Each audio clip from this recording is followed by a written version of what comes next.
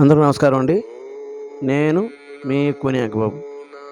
ఈరోజు ఒక ప్రసిద్ధమైనటువంటి క్షేత్రము, అదేంటంటే శ్రీ లక్ష్మీ నరసింహస్వామి దేవస్థానం. ఇది ఒక విశిష్టమైంది. ఎందుకంటే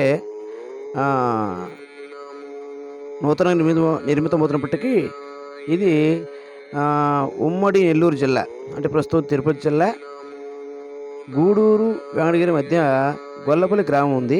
అక్కడి నుంచి జయంపు అంటే వెందోడి స్టేషను వెళ్ళే మార్గంలో కుందనూరు వస్తుంది. అక్కడి నుంచి ఒక అడవిలోకి ఒక 4 కిలోమీటర్లు వెళ్తే మనకి ఒక పుణ్యక్షేత్రం కనిపిస్తుంది. అక్కడికి ఇప్పుడు అంటే మొన్నటిదాకా చిన్న గుడిగా ఉండేది, ఇప్పుడు ప్రసిద్ధమైనటువంటి పెద్ద గుడిగా తీర్చిదిద్దుతూ ఉన్నారు. చాలా గొప్పగా ఉంది. అక్కడికి వెళ్ళే మార్గం కూడా చాలా వినూత్నంగా, చాలా బ్రహ్మాండంగా ఉంటుంది. అయితే నేను వెళ్ళేటప్పుడు నిర్మాణంగా ఉంది కాబట్టి ఉన్నట్టుగా తీసి ముందస్తుగా నా యొక్క వ్యూవర్స్ పరిచయం చేయాలనే ఉద్దేశంతో ఈ యొక్క క్షేత్రాన్ని పరిచయం చేస్తాను. చూడండి. ఇప్పుడు మనం చూస్తుంది కొండ మీదటువంటి ఆలయం. చూడండి, చాలా ఎత్తైనటువంటి ఆలయం అన్నమాట. దీనికి మెట్ల మార్గం ఇంకా ఏర్పాటు చేయలేదు. ఏ వాహనమైనా, అంటే చిన్న వాహనాలు ఏవైనా సరే గుడి దగ్గర చేరుకుంటాయి. అంతా ఘాట్ రోడ్డు, తార్ రోడ్డు ఇంకా వేయలేదు, నా మట్టి రోడ్డే ఉంది. బండిలో వెళ్ళేటప్పుడు చాలాసార్లు స్కిడ్ అయింది. అయినా మీకు మంచి క్షేత్రాన్ని చూపించాలనే ఉద్దేశంతో శాసనం చేశాను. పై కొండ మీద చేరుకున్న తర్వాత పైన ఏర్పాటు చేస్తున్నారు. చూడండి, గాలి గోపురం నిర్మిస్తున్నారు. మనం అక్కడ చేరుకోవడానికి కాస్త సిమెంట్ రోడ్ ఏర్పాటు చేశారు. కొండ మీదే, కిందకైతే ఏమీ లేదు. కిందకంతా గ్రావెల్ రోడ్డు ఉందన్నమాట. కింద నుంచి కొండ దాకా, కొండ మీద ఇక్కడి నుంచి ఇప్పుడు ఏర్పాటు చేశారు. మనం గుడి లోపలికి వెళ్ళి కూడా మిగతా విషయాలు చూద్దాం. చూడండి, స్వామివారు అంటే అప్పుడు చిన్న గుడిగా ఉండేది, ఇప్పుడు కొండని బాగా విస్తరించి పెద్ద గుడిగా చేస్తున్నారు. ప్రస్తుతం నిర్మాణంలోనే ఉంది. చూస్తున్నారు, మీకు అర్థమవుతుంది. అన్ని హంగులు పూర్తయిన తర్వాత ఇంకా బ్రహ్మాండంగా ఉంటుంది. ఈ మండపం నేటి ఆధునిక కాలానికి తగ్గట్టుగా శిల్ప చాతుర్యాన్ని ఇక్కడ ప్రదర్శిస్తూ నిర్మాణం చేస్తున్నారు. అయితే ప్రధానమైనటువంటి గర్భగుడికి మాత్రం బంగారు పూత పూస్తున్నారు, అంటే బంగారు తాపడం చేస్తున్నారు. అంతకుముందు ఇది చిన్నగా ఉండేది, ఇది కూడా గర్భగుడి కూడా చిన్నగానే ఉండేది.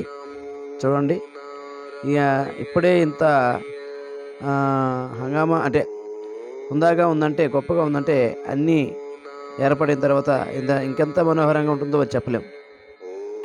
అంతా అయిన తర్వాత మరోసారి ఇదే ఆలయాన్ని వీడియో చేసి పూర్తి వివరాలతో మీకు అందిస్తానని మాటిస్తున్నాను. ఇక్కడ మహాలక్ష్మి అమ్మవారు ఆలయానికి వాయువు దిశలో ఉందన్నమాట. పడమర వైపు చెప్పాలంటే, చూడండి, గుడికి వెనక వైపు పడమర వైపు చూస్తే మనకి ఆలయం రూపు ఎలా కనిపిస్తుంది. చూడండి, ఆలయం వెనక భాగము.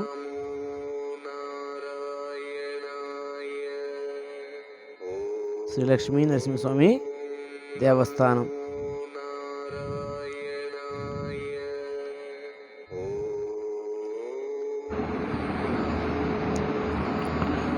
ఇప్పుడు మీరు చూస్తున్నది శ్రీ శ్రీ గోదాదేవి అమ్మవారి ఆలయం అన్నమాట. అంటే నిర్మాణంలో ఉంది కాబట్టి అన్ని ఆలయాలు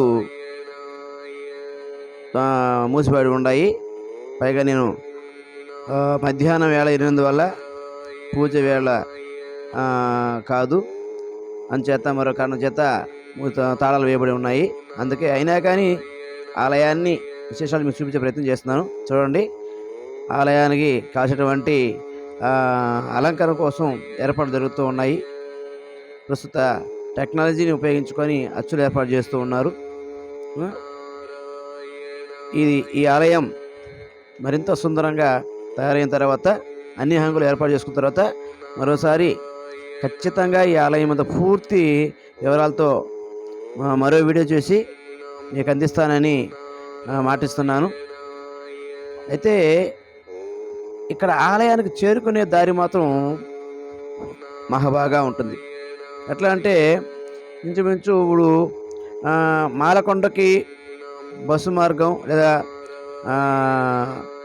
రోడ్డు మార్గం ఎలా ఉంటుందో అలాగే ఈ తిరుమలకి బస్సు మార్గం ఎలా ఘాట్ రోడ్ ఎలా ఉంటుందో ఇంచుమించు అలాగే ఉంటుంది. అంటే అంత హైట్ లేకపోయినా ఆ మలుపులు అది అనేది ఇప్పుడు ప్రస్తుతం అయితే సిమెంట్ రోడ్డు కానీ తార్ రోడ్డు కానీ లేదు, ఘాట్ రోడ్డు గ్రావెల్ రోడ్డే ఉంది. నేను చెప్పాను కదా, బైక్లో వెళ్తున్నప్పుడు 2 సార్లు స్కిడ్ అయింది. చాలా ఎత్తుగా ఉంది, స్లోప్ చాలా ఎక్కువ అన్నమాట, వాలు బాగా ఎక్కువ ఉంది. మనం చూస్తుంది ఆలయం యొక్క ప్రధానమైనటువంటి గర్భగుడి. చూడండి, శంకు చక్రాలు, స్వామివారు, పక్కన ఆదిలక్ష్మి అమ్మవారు, గరుడాలవారు, హనుమంతుడు, అంటే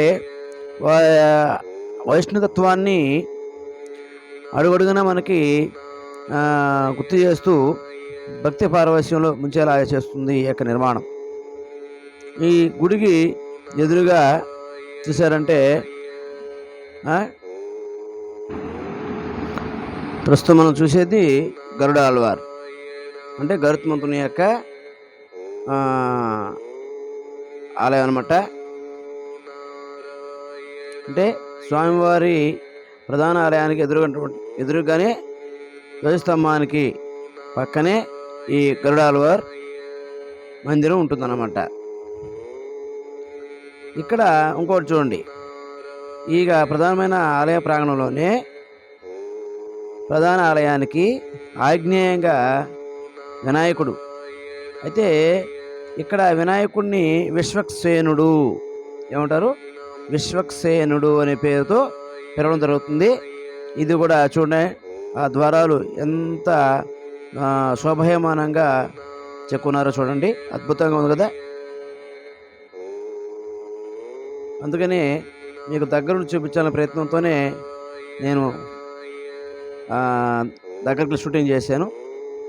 ఇవన్నీ అన్ని హంగులు పూర్చుకున్న తర్వాత మనం మరో వీడియో చేసుకొని చూద్దాము. చూపించాను కదా, మనం వెళ్ళే మార్గం మొదట్లో రోడ్లో చూస్తే ఎలా ఉంటుంది, ఈ పక్కనటువంటి మనం ఎలా చూస్తుంది, బోట్ అయితే చిన్నగా ఉంది, ఎందుకంటే ఇంకా ఆలయానికి తగు ఏర్పాట్లు పూర్తి స్థాయిలో కాలేదు కాబట్టి మనకి ఆ బోట్ కూడా శ్రద్ధ తీసుకోలేదు, చిన్నది ఏర్పాటు చేస్తున్నారు. ఖచ్చితంగా మీరందరూ ఈ ఆలయాన్ని సందర్శించి స్వామివారి ఆశీస్సు పొందుతారని కోరుకుంటున్నాను. కృతజ్ఞతలు, ధన్యవాదాలు.